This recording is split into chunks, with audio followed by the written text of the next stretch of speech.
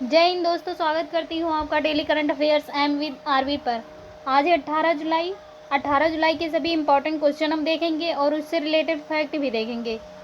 Video को last तक जरूर देखिएगा और लास्ट में हम आपसे एक प्रश्न पूछेंगे जिसका उत्तर आपको कमेंट बॉक्स में देना है। तो चलिए स्टार्ट करते हैं हम आज के पहले क्वेश्चन से। आज का पहला क्वेश्चन, हाल ही में किस राज्य के मुख्यमंत्री ने EFIR सेवा का शुभारंभ किया है? उत्तराखंड, मध्य प्रदेश, गुजरात, उत्तर प्रदेश। इसका सही आंसर होगा ऑप्शन ए उत्तराखंड। उत्तराखंड की राजधानी देहरादून और उत्तराखंड के मुख्यमंत्री पुष्कर धामी हैं। आगे देखते हैं इसके बारे में। उत्तराखंड में पहली बार दुर्लभ मांसाहारी पौधे की प्रजाति मिली है। स्वास्थ्य सेवा क्षेत्र में ड्रोन लॉन्च करने वाला पहला राज्य उत्तराखंड बना है। भारत का पहला लिक्विड मिरर टेलीस्कोप उत्तराखंड में शुरू हुआ है और देहरादून में BRO@63 बहुआयामी अभियान को हरी झंडी दिखाई गई। अगले क्वेश्चन पर चलते हैं। क्वेश्चन नंबर 2 है, हाल ही में वेदांत ने किस IIT में स्थापित स्टार्टअप डिटेक्ट टेक्नोलॉजी के साथ साझेदारी की है? IIT Bombay, IIT Madras, IIT Delhi या IIT कानपुर। तो सही आंसर होगा ऑप्शन बी IIT मद्रास। इसके बारे में डिस्कस कर लेते हैं आगे। IIT मद्रास ने सेप्टिक टैंक को साफ करने के लिए रोबोट विकसित किया है। भारतीय रेलवे और IIT मद्रास ने भारत का पहला स्वदेशी हाइपरलूप विकसित करने के लिए साझेदारी की है। IIT बॉम्बे ने भारतीय मौसम विज्ञान के साथ समझौता किया है। अगले क्वेश्चन पर चलते हैं। क्वेश्चन नंबर 3 है, हाल ही में किस देश द्वारा ब्रह्मांड में डार्क मैटर का पता लगाने के लिए लक्ष्य जेपलिन नामक अत्यधिक संवेदनशील प्रयोग किया है? भारत, अमेरिका, चीन, रूस। सही आंसर होगा ऑप्शन बी अमेरिका। आगे देखते हैं। अमेरिका की सीनेट ने गन कंट्रोल विधेयक पारित किया है। आरती प्रभाकर को अमेरिका के राष्ट्रपति के विज्ञान सलाहकार के रूप में नियुक्त किया गया है। भारत, इजराइल, संयुक्त अरब अमीरात और US ने नया I2U2 समूह बनाया है। अमेरिका में निर्मित सुपर कंप्यूटर फ्रंटियर ने फुगागो को पीछे छोड़ा है। अगले क्वेश्चन पर चलते हैं। क्वेश्चन नंबर 4 है, हाल ही में अपनी खुद की इंटरनेट सेवा शुरू करने वाला पहला राज्य कौन सा बना है? केरल, मध्य प्रदेश, त्रिपुरा, असम। इसका सही आंसर होगा ऑप्शन ए केरल। केरल की राजधानी तिरुवनंतपुरम है और केरल के मुख्यमंत्री पिनराई विजयन है। आगे देखते हैं। टाटा पावर ने केरल में पानी में तैरती हुई भारत की सबसे बड़ी सोलर परियोजना शुरू की है। केरल राज्य सरकार ने सुरक्षा मित्र प्रोजेक्ट लॉन्च किया है। केरल सरकार ने राज्य कर्मचारियों पेंशन भोगियों के लिए मेडिसिप नामक चिकित्सा बीमा योजना शुरू की है। राष्ट्रीय ई सेवा वितरण मूल्यांकन में केरल शीर्ष पर रहा है। केरल सरकार ने स्थानीय निकायों को जंगली सूअरों को मारने का आदेश दिया है। संतोष ट्रॉफी 2022 का खिताब केरल ने पश्चिम बंगाल को हराकर जीत लिया है। पहले केरल ओलंपिक खेल तिरुवनंतपुरम में शुरू हुए। कार्बन तटस्थ खेती के तरीकों को पेश करने वाला पहला राज्य केरल बना है। भारत का पहला ग्राफीन नवाचार केंद्र केरल में स्थापित किया जाएगा। राज्य को पहला वैज्ञानिक पक्षी एटलस मिला है।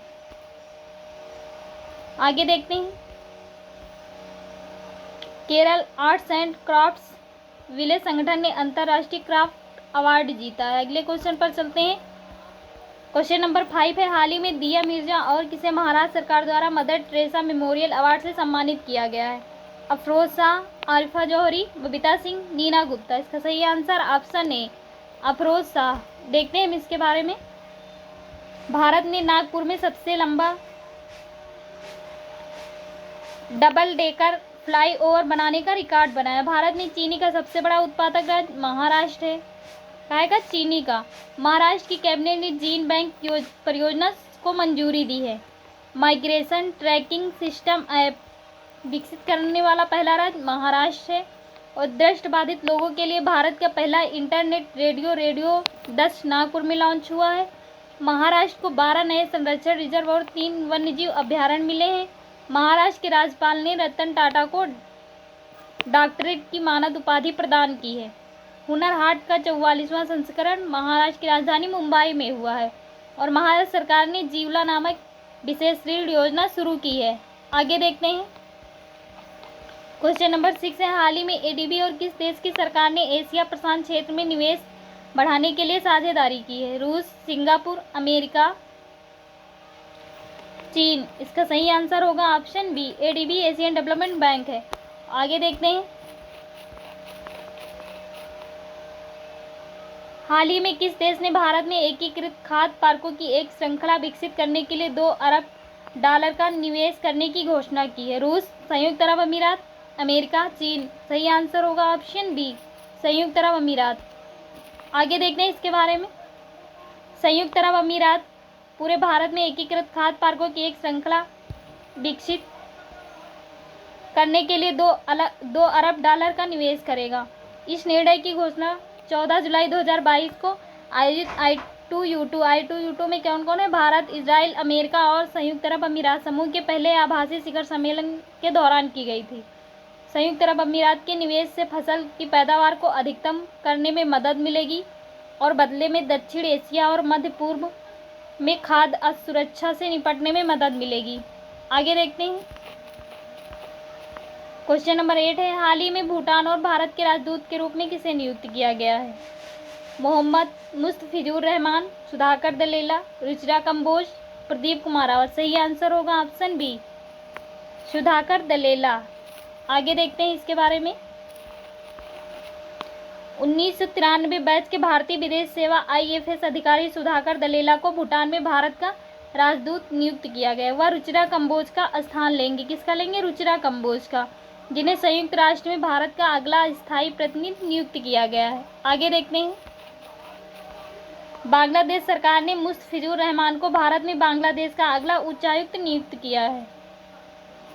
और राष्ट्रपति रामनाथ कोविंद ने किसे लोकपाल अध्यक्ष का अतिरिक्त प्रभार दिया है? न्यायाधीश प्रदीप कुमार मोहंती को दिया है। चीन में भारत का राजदूत किसे नियुक्त किया गया है? प्रदीप कुमार रावत को नियुक्त किया है। बारबाडोस में भारत का उच्चायुक्त किसे बनाया गया है? एस बालचंद्रन को बनाया गया है।